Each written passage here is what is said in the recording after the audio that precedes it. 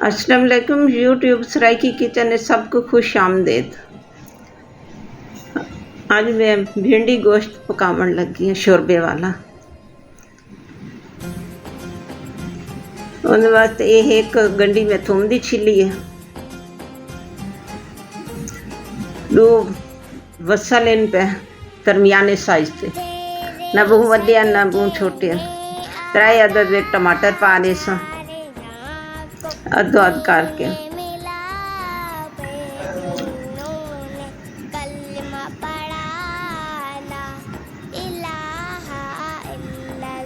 आधा किलो बकरे का गोश्त दिया, आधा कप पानी का पा ले इसमें।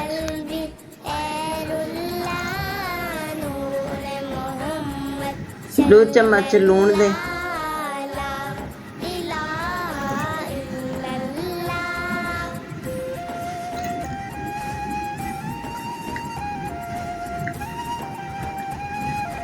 1.5 चम्मच हल्दी का,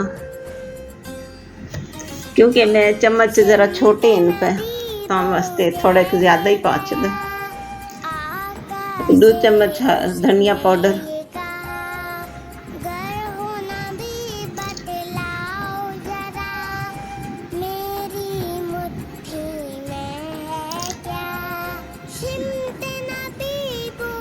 2 चम्मच लाल मिर्चों के कुटिया हुई दे पैसा,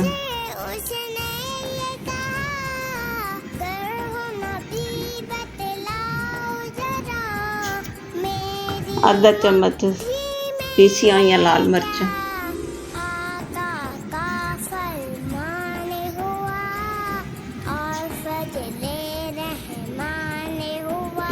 दूध छोटे पवेन पे ऑयल दे पाने से 10 मिनट वास्ते प्रेशर दे दे सब गोश्त गाल वजे। 10 मिनट गसी, क्योंकि थोड़े एक देसी बकरे का गोश्त दे दिया।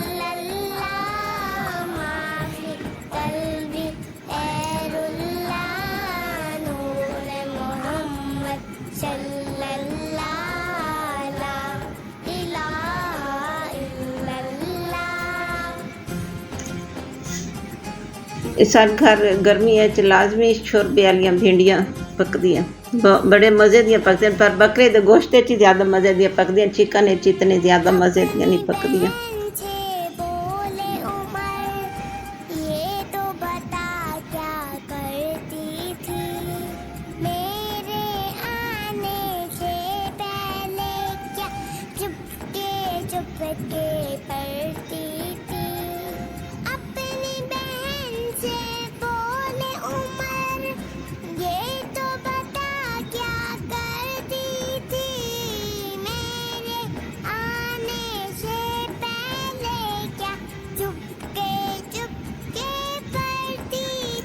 एक दफ़ा मैं थोड़े प्रेशर देता ही नहीं गल लाई तो 2 मिनटा वास्ते मैं दोबारा प्रेशर देता ही।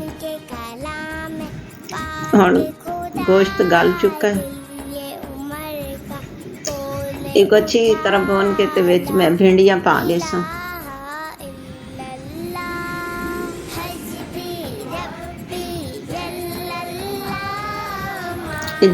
जीरा ते कालिया मिर्चा ते दालचीनी पैंदी पई।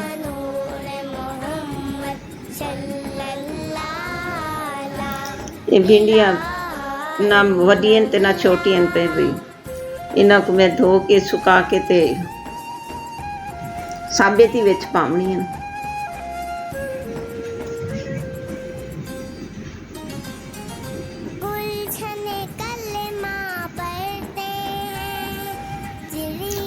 हुण इहदा शोरबा बना से, ना बहुत ज़्यादा घाटा हो सी ना पतला हो सी, दरमियाना शोरबा, क्योंकि मैं पतला शोरबा पसंद नहीं है। भिंडियाँ भी गाल चुकी हैं, भाजी पकते तैयार थी गई। अगर तो मैं पकावन का तरीका पसंद आया तो मैं अपने दुआइयां याद रखा है। अल्लाह हाफिज़।